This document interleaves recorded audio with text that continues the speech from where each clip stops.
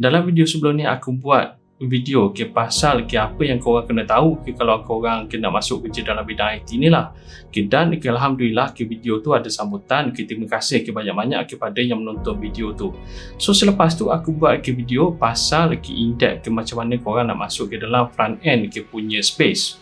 Dan based pada feedback yang aku terima daripada komen-komen, nampaknya masih ramai lagi yang blur pasal course apa yang korang nak ambil based pada minat korang. So disebabkan itu aku skip dulu pasal video in-depth bagi setiap career. Dan aku rasa video ni kena keluar dulu. So aku dah compile semua data pasal course yang terlibat dalam bidang IT ni daripada IPTA dan juga IPTS. So dekat sini aku akan terangkan beza setiap course ni untuk siapa supaya korang lebih faham sebelum korang masuk tu. Dan aku pecahkan dia punya syllabus tu by percentage. So jom kita tengok.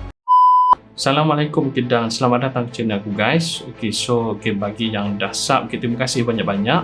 Bagi yang belum sub, sekiranya korang rasa channel ni boleh bawa manfaat kepada korang, consider untuk subscribe. So aku tak nak buang masa korang, kita terus pergi kepada course yang aku sebutkan tadi. So yang pertama ialah Sains Komputer. So ada setengah-setengah universiti dia majoring in software engineering. So macam aku cakap tadi, aku dah pecahkan kepada percentage. So untuk Sains Komputer ni dia ialah 50% programming, 20% sistem engineering, 15% management dan 15% real life skill learning, iaitu apa-apa yang elektif dalam course yang korang ambil lah, macam isu semasa, communication skill dan juga kau punya industrial training.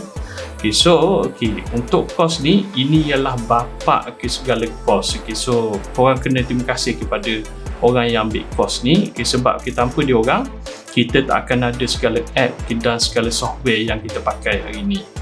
So aku warning siap-siap untuk orang yang benci matematik, benci bila kau tengok formula matematik semua tu, kau sebaiknya avoid course ni. Sebabnya aku berani garanti korang cuma boleh tahan paling lama pun 3 semester je, lepas tu korang mesti koyak punya. So career prospect untuk course ni, apa-apa yang melibatkan benda yang develop daripada scratch, macam software engineer, developer, programmer dan juga app developer. So kita pergi kepada yang kedua, iaitu IT ataupun information technology. Ada setengah-setengah universiti yang memang dia letak IT saja. Ada setengah-setengah universiti yang dia letak majoring dalam information management system, tak silap aku. So dalam course ni, ianya ialah 35% programming, 35% sistem engineering, 15% management dan 15% real life skill, macam aku cakap tadi lah, isu semasa, communication skill dan juga kau punya industrial training.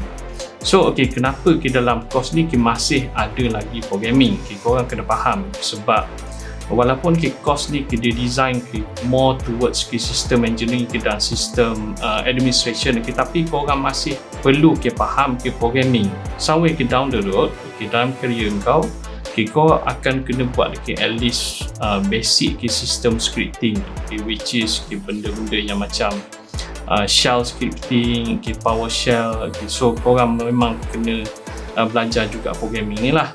So macam aku sendiri pun aku tak pandai benda ni, tapi aku belajar lah, sebab kalau kita dah sampai senior level tapi masih lagi tak pandai programming, tu macam tak kena lah kot kan. So career prospect dalam bidang ni ialah macam aku cakap tadi, ini lebih kepada system administration dan juga sistem engineering. So korang boleh expect position macam technical support, analyst, sysadmin, system engineer dan juga solution architect. So kita pergi kepada yang ketiga, iaitu networking dan security. So dalam networking security ni 25% networking, 25% security, 20% programming, 15% management dan 15% real life skill. So dalam course ni mesti korang tertanya-tanya, kenapa masih lagi ada programming? So untuk pengetahuan korang, the real hacker dia guna coding dan programming untuk hack. Dia bukannya guna software yang mana kau klik, lepas tu kita terus hack. Itu kita panggil script kiddies. So as a network dan security admin ni korang masih lagi perlu mahir dalam programming. So bagi orang yang suka configure router, internet semua, course ni memang sesuai dengan korang lah. So career prospect yang ada dalam ni ialah network and security admin, network analyst, network engineer, network admin, security engineer. So ini adalah salah satu daripada bidang yang mahal juga. So yang keempat, kita pergi kepada grafik dan multimedia. So untuk ni sebenarnya aku dah buat dua video special yang memang design untuk course ni, tapi tak apalah, aku terangkan kat sini jugalah. So dalam course ni kita ada 40% design, 15% programming, 15% system engineering, 15% management, dan 15% real life skill learning. So total up semua jadi 100% lah. So dalam course ni still juga ada programming sikit. Kalau korang tanya kenapa? Sebabnya kalau korang nak jadi full stack web developer, korang kena mahir juga programming, sebab korang kena buat juga programming dari segi PHP, HTML, CSS. So benda tu akan support juga, bukannya korang sekadar jadi designer ataupun video editor saja, korang boleh jadi full stack. So senang bila korang nak buat satu full project. So career prospect yang ada dalam ni apa-apa yang melibatkan graphic design dan juga multimedia. Contohnya macam game designer, graphic designer, animator, video editor dan juga web developer. Dan last sekali dalam video ni aku bagi sebagai bonus. So iaitu kita nak cakap pasal data engineering aka big data. So course ni masih baru lagi, tapi dia punya potensi tu sangat besar dalam Malaysia ni dan juga dekat overseas. So dalam big data ni kita ada 20% data design and engineering, 20% AI ataupun kita kenali sebagai artificial intelligence, 15% programming, 15% system engineering, 15% management dan juga 15% real life skill learning. So benda ni masih baru lagi dalam market macam aku cakap tadi. Dan kenapa adanya course big data ni? So daripada course ni kita boleh research untuk kita dapatkan better output, better efficiency, precise result dalam apa-apa jua bidang yang ada di sekeliling kita ni lah. Contohnya macam medical, kalau kau nak cipta ubat, of course kau kena kaji data mutation virus ataupun bakteria.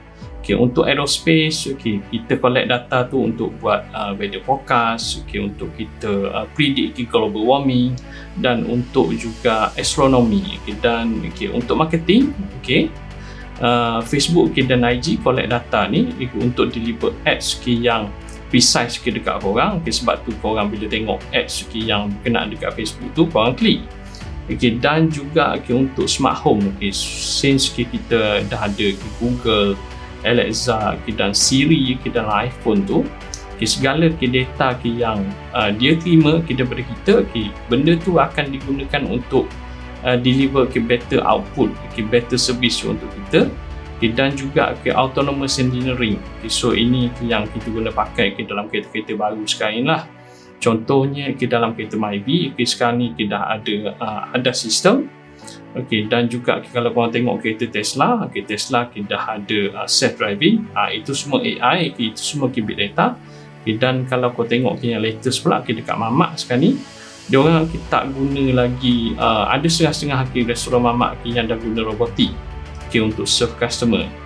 So career prospect dalam big data ni adalah DBA ataupun kita kenal sebagai database administrator, dan data analyst, data engineer, data scientist, big data engineer dan juga AI designer. So kalau korang tengok cerita Terminator, movie Terminator, sebenarnya Terminator dalam merancang kita je yang lalai.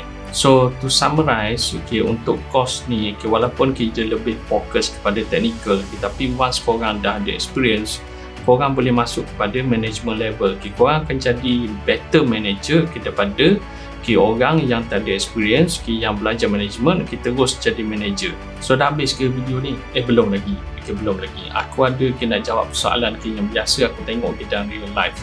So yang pertama, nak sambung belajar dulu ke ataupun kerja dulu? So bagi aku, kalau ada peluang, kalau ada rezeki, better korang sambung. Because kalau aku nak bandingkan antara aku dengan kawan-kawan aku, aku ambil masa 13 tahun untuk aku sampai ke level aku sekarang. Tapi kawan aku yang ada degree, dia cuma ambil masa dalam 6-7 tahun untuk sampai ke level macam aku. So ada gap yang agak besar dekat situ.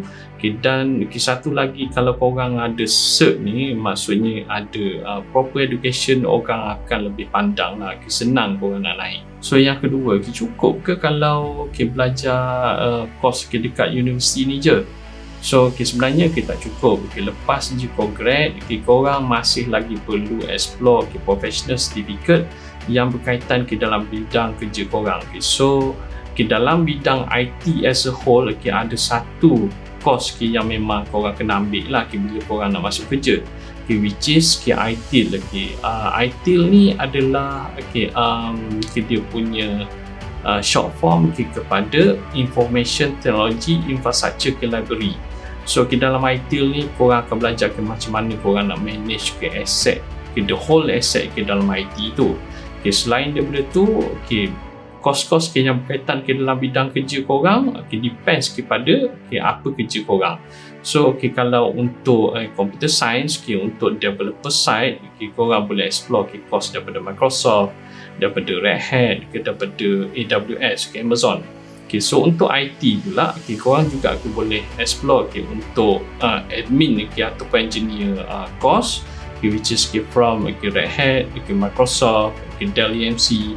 Dan untuk network, korang boleh explore dalam Cisco punya cert, AWS, Blue Code, Network Plus, Security Plus. Dan untuk design, korang boleh refer pada next video. Aku dah terangkan banyak dalam tu lah. Dan yang last sekali untuk Big Data, korang boleh explore course daripada Dell EMC, IBM dan Microsoft. Tiga company ni adalah tiga company besar yang memang implement big data dalam dia punya industri.